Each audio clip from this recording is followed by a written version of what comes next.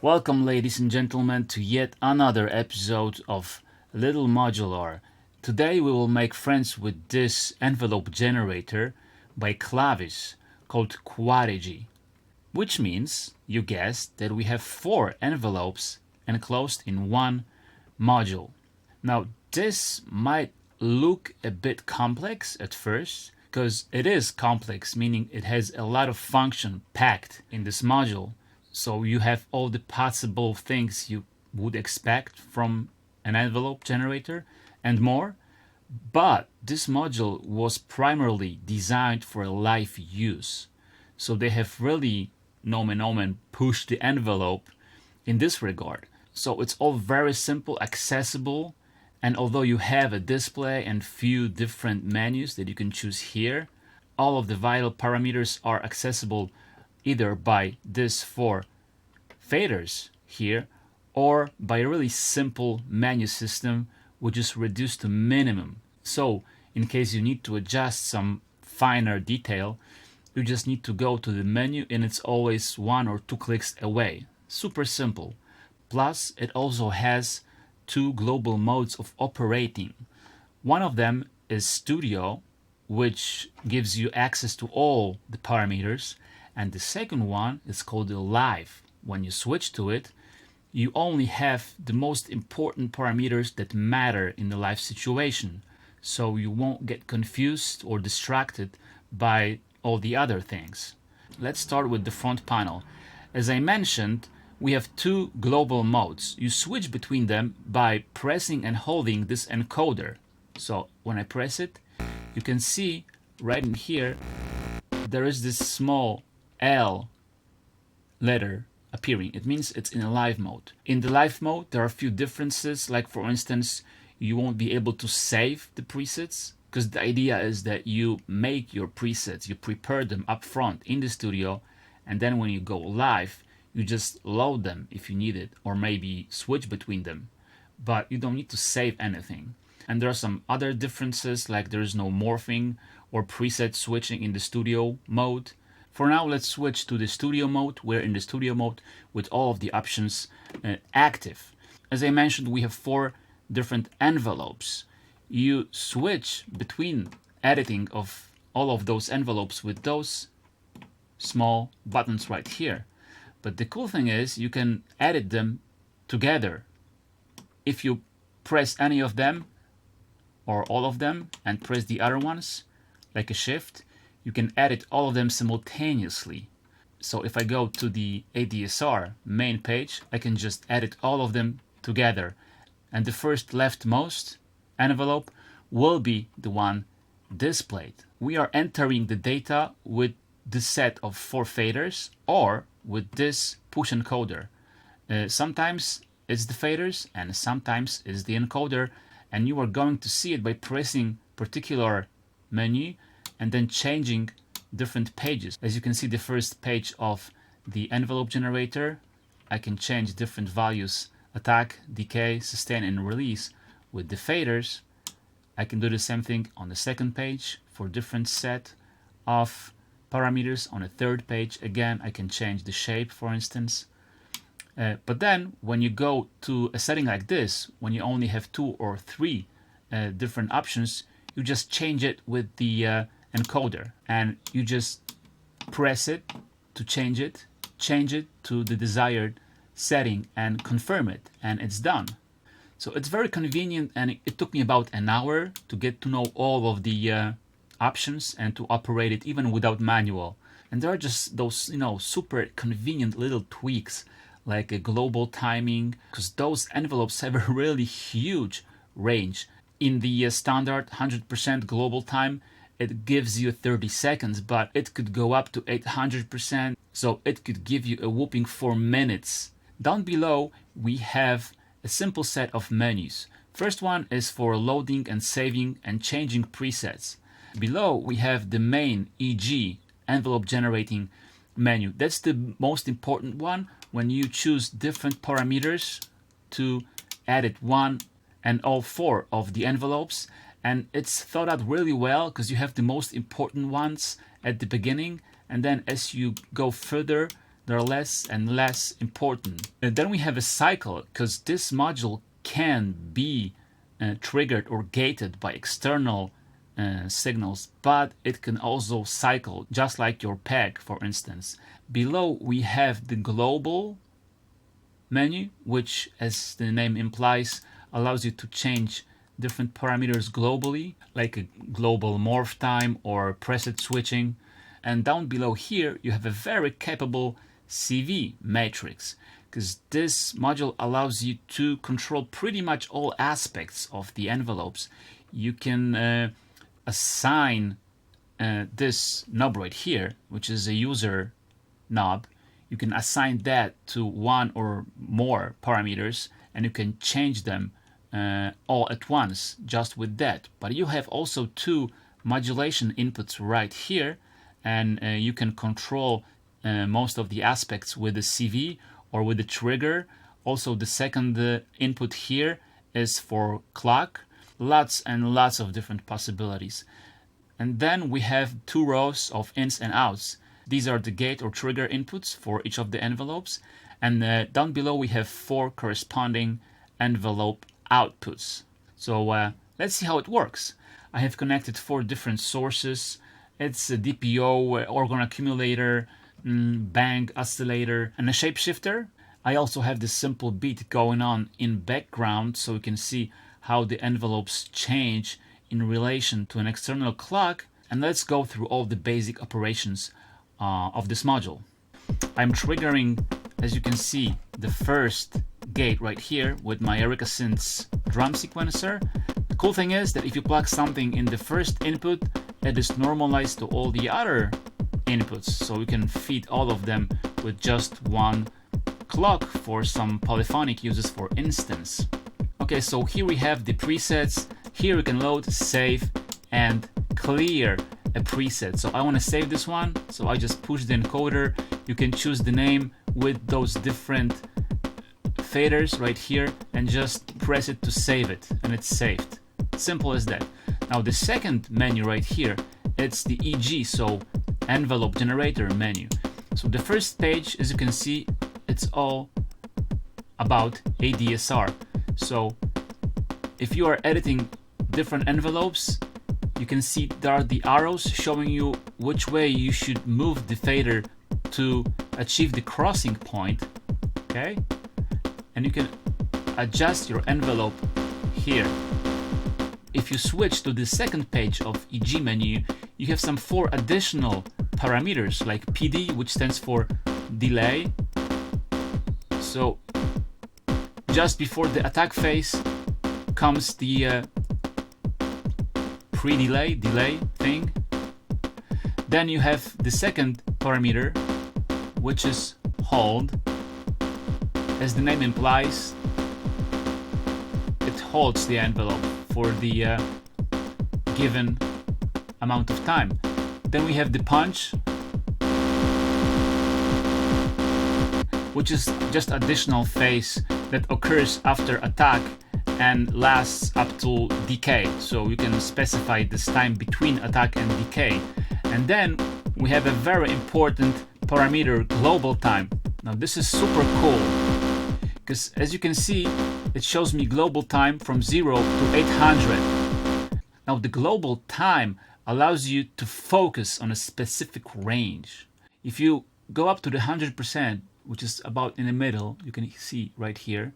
By the way, those small touches I told you about, as it is a huge range, it would be difficult to exactly pinpoint the 100%. But they've designed it in such a way that if you go close to the 100%, the 100% mark is a bit wider than anything else. So it's really easy to pinpoint it, okay? So it's right about in the middle, right there. So these are the small touches, but they really make your life easier. 100% is a standard envelope, but sometimes you might not need the whole range, so you can focus on a specific range, like for instance when you are working with percussive sounds. So let's play it again, and let's make it into a percussive sound. So if I'll decrease the global time, maybe not to 0, but let's say to 20%, then instead of my standard 30 seconds as a full time, I will have a 6 seconds full time. So now when I come back to the ADSR page, all the parameters will be working within a smaller range, thus allowing me for a finer resolution and more detailed parameter entering. And you can of course go the other way. If you're working on some longer drones or you need some longer release times, you would just come up to the global time and just adjust it to 800%, the whole 4 minutes, which is bonkers, but if that's what you want, why not? On the third page, we can adjust the shape of the envelope. Okay, you can see the third fader here is the output, so we can make it to the max or just make it disappear totally. We can adjust also the release phase precisely, like so. And then we have some single parameters like trigger mode. You can change it from gate to trigger. Then we have the full attack, which could be enabled or disabled. What it means is that if you enable it, the attack phase will go through its whole phase regardless of the gate being present or not. It's always active when it's in the trigger mode. Then we have the transition, which allows you to decide whether the attack of the following cycle will start from the beginning with the restart, or if it will pick up from the previous envelope with the join setting. Let's stay with the restart. And then there's another setting, invert output. It does what it says. It simply inverts the envelope. Then we have the morphing time. In the live mode, you can morph between presets individually and globally. So this allows you to set a time for this morphing between presets. As I told you, the most important parameters are all in those 3 first pages. So ADSR is the first one, then some additional ADSR duties, and then we go to the shape of the ADSR, and then some other less important options. This is cycling menu. You can decide whether this particular envelope is in the cycle mode, so it does not need external trigger. Let's take this trigger out of input number 1, and here we decide whether it cycles or not. You can choose different modes. You can choose the individual mode, meaning that it will just cycle to the tempo that you set in the next window. You can tap this, for instance, okay, like so. Or you can just go to the next window and you can set the tempo manually here. So this is very clever. But let's go to the first page again. You can change it so it's global. And this is another nice touch.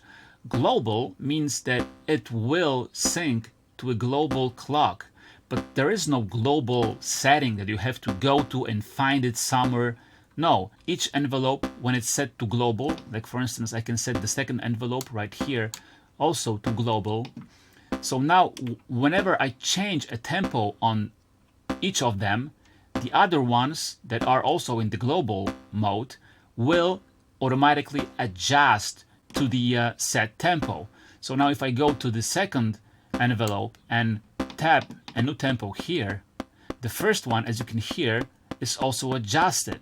And again, it just makes life easier. There's also a third option, external, which allows you to sync to external clock. Let's stick with the global for now. Then we have a setting for global internal clock divisions or multiplying, as you can hear.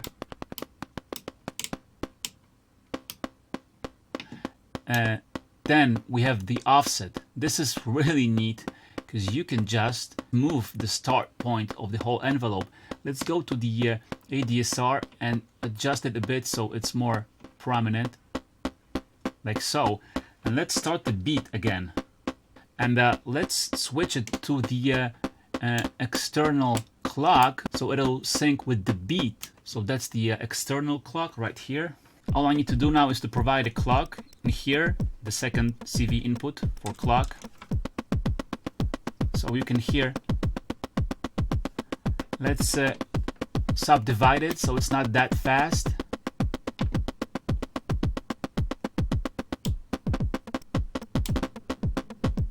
Okay, but now I don't like the starting point.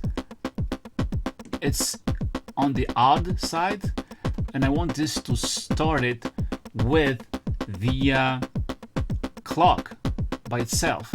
So I can go to the offset, and as you can hear, now I'm in phase with the beat. So this is very, very smart. There's also the clock subdivision. The subdivision option is only needed for external clock situations.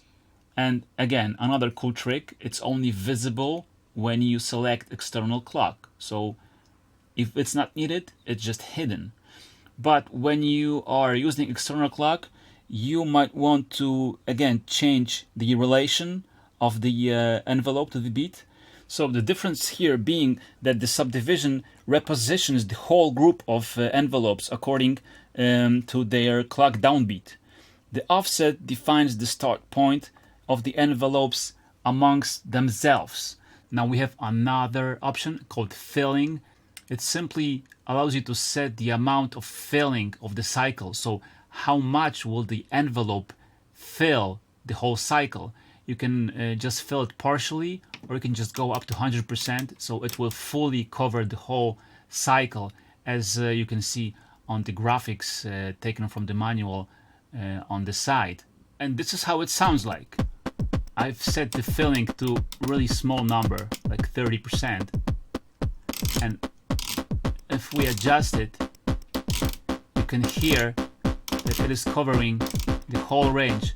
It can even go beyond the full cycle, so it will be overlapping with the next cycle. Now the next option is the gated cycle.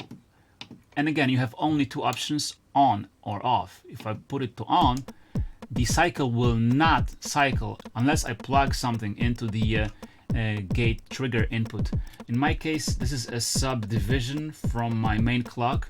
So as you can hear, when it's high, the cycling is active, and when it's low, the cycling is stopped. So this could give you another layer of rhythmical control over your sequences. We can modulate the tempo of the individual cycles as well as many other parameters. Therefore, we need to go to the CV matrix right here. That's where you assign different parameters for modulation. First, we need to choose a source for our modulation. We can either use the user knob right here, or those two inputs, CVA and CVB. I press the CV matrix, and then by holding it, I press the A. And as you can see, there is an A blinking in here. If I do that with the B, well, that would be a B blinking in here. And if I do that with the first button up here, a U appears, meaning that this will be my modulation source. But I want to use the A modulation source, and that's because I have connected an LFO to here. I want to put this first envelope in the cycle, so I go to cycle mode and go into individual mode, because that's where the tempo modulation works. Then I press the CV and cycle together, so you can see there is the modulation source, which is B. I want A, so I need to press the CV matrix and A in here, so the A appears. And then I just need to decide how deep the modulation is going to be. So, and now you can hear that the LFO is speeding up and slowing down the tempo of this cycle. So for all those bouncing ball patches, here you have it. Now, if I want to cancel this assignment, I just press the CV matrix here and then press the preset. Now, as you can see up here, I have different clearing options. I can clear just the CVB, CVA, or I can clear all CVs. That's what I do. I just press it, confirm it, and it's all cleared. I would like to use that knob for modulation. So what I'll do is I'll just click modulation and EG, and I'm going to choose U, so it blinks right here. And then what you need to do is just decide which parameter you want to modulate. Let's say I would like to modulate the shape of attack with this knob. So I just need to move this fader and then press the CV matrix again. And now, as you can see, with the knob I can control the shape of it. But what about if I assign that same knob to the release phase control? Again, let's go to CV matrix, and we go into the EG, and then I move the last fader, press the CV matrix again, and guess what? We have one knob for two parameters. This is very powerful. And you can also do the same thing for A and B. Now let's see how would that work with the decay phase. With the same LFO that I have used for the tempo modulation. So the same LFO in the CVA. Let's go to the modulation matrix and let's choose our modulation source, which is going to be the A. So I press the CV matrix and A, so A blinks in here. Now I move the decay right here, and then I press the CV matrix to confirm it.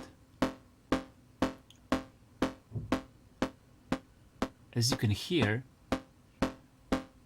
the decay is changing to the LFO. If I speed up the LFO, it moves faster, modulating my decay time. So as you can see, it's really easy and straightforward. Again, if I want to cancel it, I just press the CV matrix, press the preset button, and then just clear all the CVs or just CVA. Confirm it, and we are done. Now we have one more item here on agenda. It's the global menu, and this is a really simple one. The first item here is a stretch squeeze control, and this gives you opportunity to control all four envelopes at the same time. In the middle 100% position, it gives you the stored default timing for all the envelopes as you have set them, but then you can expand or squeeze them with each of these faders. I have a small patch. All the envelopes here are set in the global cycling mode. They are offset to each other.